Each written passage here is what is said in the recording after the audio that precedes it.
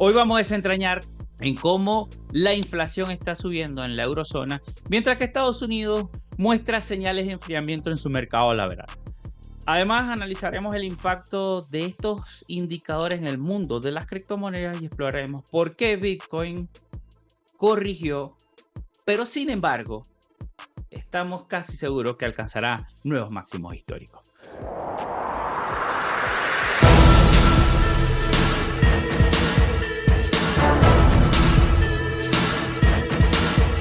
Y vamos a empezar con el aumento de la inflación en la eurozona y la estabilidad en el desempleo. Todo esto en la eurozona. Bueno, tuvimos un incremento de inflación del 2% en el mes de octubre en la eurozona. Esta inflación experimentó un incremento con respecto al mes anterior, el cual alcanzó el 2% según los datos de Eurostat. Este aumento marca una aceleración en comparación al 1.7% registrado el pasado mes de septiembre. La inflación es un indicador clave de la salud económica y su aumento puede interpretarse de varias maneras. El aumento en la inflación podría estar influenciado por varios factores. Vamos a incluir primero y el principal, obviamente, el precio de la energía.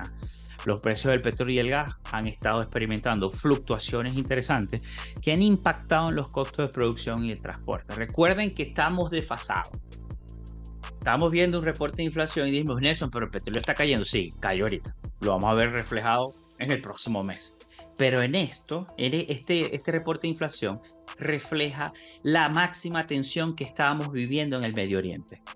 Por lo tanto, los precios del crudo estaban subiendo y afectó en ese mes. Tal vez para el mes que viene, ese 2% podría estar bajando. También afectan las políticas monetarias expansivas. Todos los programas de estímulo y las bajas de interés que está realizando la zona euro están aumentando la liquidez en la economía. Obviamente todo esto presiona la alza de los precios y bueno, y no solamente la baja, es la proyección que tienen de que van a seguir bajando y todo esto hace que los operadores en el mercado se anticipen. Pero algo bueno está pasando en la economía de la zona euro y es la estabilidad en el desempleo, que llegó a mínimos históricos del 6.3%. El desempleo, sí, tal cual, así. El desempleo en la eurozona se mantuvo en mínimos históricos del 6.3% durante el mes de septiembre, todo esto según Eurostat. No sé si realmente lo estás sintiendo si vives en Europa, pero por lo menos las estadísticas los están reflejando y el mercado se mueve según las estadísticas y no según cómo te sientes tú. Debería haber una conexión o deberían ser más realistas, aunque yo siempre he creído que toda esta data está manipulada, como ellos quieren que se mueva el mercado en ese momento. Ahorita quieren vender estabilidad laboral para poder seguir bajando tasas y controlar la inflación y generar lo que se llama la expansión cuantitativa. La estabilidad del empleo es fundamental para sostener el consumo y por ende el crecimiento económico y evitar así la recesión. Ahora, ¿cómo implica esto las políticas monetarias del Banco Central Europeo? El Banco Central Europeo monitorea de cerca todos estos indicadores para ajustar sus políticas. Un aumento en la inflación puede llevar al Banco Central Europeo a considerar incrementar las tasas de interés nuevamente para evitar el sobrecalentamiento de la economía. Sin embargo, con un desempleo estable y a la baja, ¿verdad?, cercanos o en mínimos históricos realmente, el Banco Central Europeo podría optar a mantener una postura un poco más cautelosa para no afectar negativamente el mercado laboral, que se traduce en tal vez no realizar recortes seguidamente, sino en sesiones alternadas. Habrá que ver cómo se va desarrollando el mercado durante esta semana. Hasta este momento se puede decir que el Banco Central Europeo puede hacer un recorte pequeño en la próxima sesión o en su defecto sostener para en la otra sesión arriba realizar un recorte. Hasta ahora no ha cambiado la política monetaria y no creo que cambie porque el mercado laboral los está sosteniendo. En pocas palabras, es como que si un chef decidiera ajustar de sal la receta de la cena, tiene que ser muy preciso para mantener el sabor perfecto sin pasarse de sal.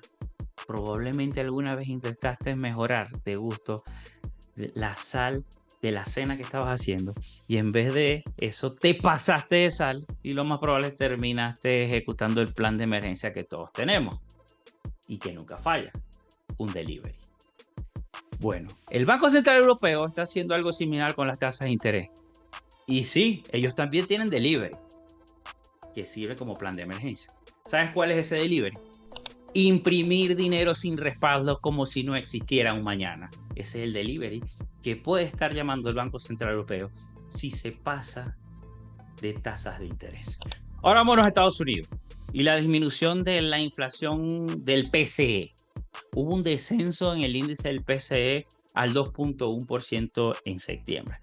En Estados Unidos, el índice de precio del gasto del consumo personal, la medida de referencia preferida de la Reserva Federal para monitorear la inflación, continuó su descenso en el pasado mes de septiembre y se situó en 2.1%, como ya lo mencioné, 2 décimas menos del 2.3% del pasado mes de agosto. Se nota que la tendencia es clara en caída. Este indicador es crucial para entender las presiones inflacionarias y orientar las decisiones de la política monetaria de la Reserva Federal. Si este sigue bajando, las tasas de interés también lo harán. Y con ello van a despegar los mercados. Fíjense cómo Europa y Estados Unidos están en una situación un poco similar. Están muy alineados en las políticas monetarias y eso es lo que ha hecho recuperar a los mercados en este último 2 meses prácticamente. Ahora, ¿cómo implica todo esto en la Reserva Federal? La tendencia a la baja de inflación del PCE podría dar margen a la Fed para mantener o incluso reducir tasas de interés en un futuro cercano. No creo que lo hagan agresivamente, pero lo van a seguir haciendo. En septiembre, la Fed decidió rebajar tipos de interés, confiando en que la economía estadounidense muestra signos de crecimiento sólido, con precios en descenso. En teoría, ellos sienten que están controlando la inflación. Esta política busca estimular la actividad económica sin generar una inflación excesiva. Como que si el entrenador de tu equipo favorito decidiera dar descanso a las estrellas que tiene para mantener la energía del equipo sin agotar. Vamos ahora con cómo afecta esto al mundo cripto. Pues ya lo vemos que está bajo la lupa. Vemos a Bitcoin que retrocedió y las altcoins se fueron nuevamente al inframundo. Mucha volatilidad y muchos rumores de regulación se han estado escuchando. La Reserva Federal y la posible prohibición de Bitcoin. Un artículo reciente publicado en el sitio web del Banco de la Reserva Federal de Minneapolis sugiere que Bitcoin es una criptomoneda similar o una criptomoneda similar podría limitar la capacidad del gobierno federal de los Estados Unidos a mantener déficits fiscales permanentes. Recordemos hace un par de semanas que también leímos un documento del Banco Central Europeo. No me quiero adelantar.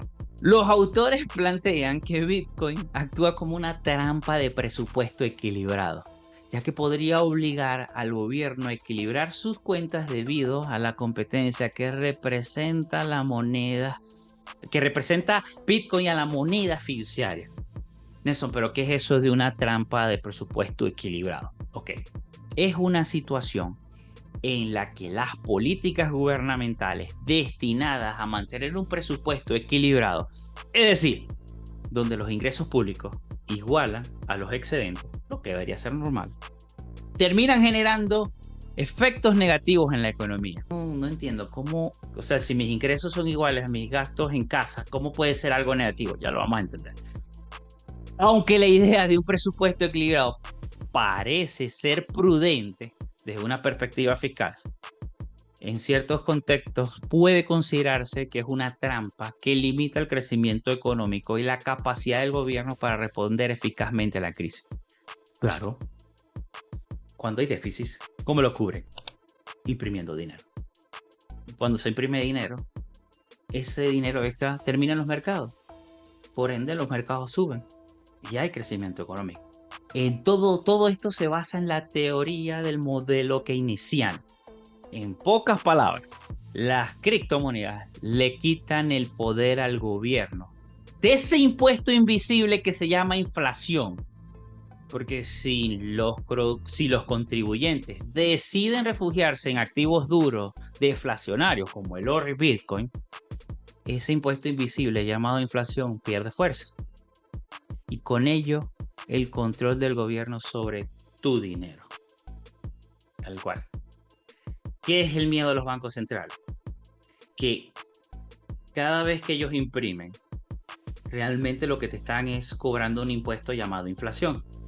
Si nosotros nos refugiamos en monedas duras y huimos de la moneda fiduciaria y solamente la utilizamos prácticamente en casos estrictos y necesarios, le estamos retirando el poder a los bancos centrales de meternos el dinero en el bolsillo y retirarnos poder adquisitivo, porque un Bitcoin o una onza de oro siempre será un Bitcoin, siempre será una onza de oro. ¿Que va a fluctuar el precio en el mercado? Sí. Mañana puede estar más barato, pero yo te aseguro que de aquí a los próximos 10 años el precio del oro y de Bitcoin estará mucho más costoso que el día de hoy. Y eso es lo que temen los bancos centrales. Que todo el mundo entienda eso y se refugie en este tipo de activos, dejando la moneda fiduciaria sencillamente para meros trámites diarios. Eso sacaría del juego a los bancos centrales. Ahora, todo esto hizo que hicieran una propuesta de prohibición o en su efecto de impuesto. Los autores sugieren que la prohibición legal contra Bitcoin, la implementación de impuestos sobre su uso, podría ser una solución para preservar el gasto deficitario del gobierno. Se habla de hecho de colocar un impuesto a ganancias no realizadas. ¿Qué quiere decir esto, Nelson? Ya va. Sí, imagínate que tú compraste un Bitcoin el año pasado en octubre, que estaba alrededor de los $22,000, $23,000. Hoy está en $67,000. Hiciste prácticamente 3x, pero no has vendido, porque tal vez tu proyección es vender de aquí a 5 años. Bueno, al 31 de diciembre, aunque creo que en Estados Unidos es diferente el periodo fiscal.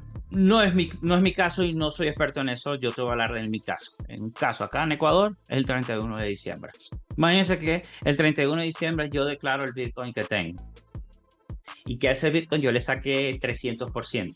Voy a pagar impuestos sobre la ganancia de algo que no he vendido. Y yo puedo pagar el impuesto sobre el beneficio al 31 de diciembre. Y si en febrero cae Bitcoin a $20,000 nuevamente, no hay retroactivo, no puedo recuperar. Pagué un impuesto de algo que yo realmente no disfruté. Eso es lo que quieren imponer en los Estados Unidos y Europa también habla de eso. No creo que vaya a prosperar, pero estas son noticias que se utilizan para manipular el mercado e impulsar las correcciones. Mañana sale algo positivo de la Reserva Federal y del Banco Central o de algún otro fondo de inversión, de algo, o de Tesla, o de Google, o de Meta, o de alguien para pompear el mercado cuando ellos quieren hacerlo. Todo esto ha generado controversia en el mundo cripto y entre economistas, quienes ven tales medidas como una amenaza a la innovación financiera y a la descentralización que promueven las criptomonedas. En fin y al cabo, para mí todos estos informes son, como lo estoy diciendo, una manipulación más, que salen en el momento que tienen que salir para frenar o en su efecto impulsar el mercado a placer de la élite.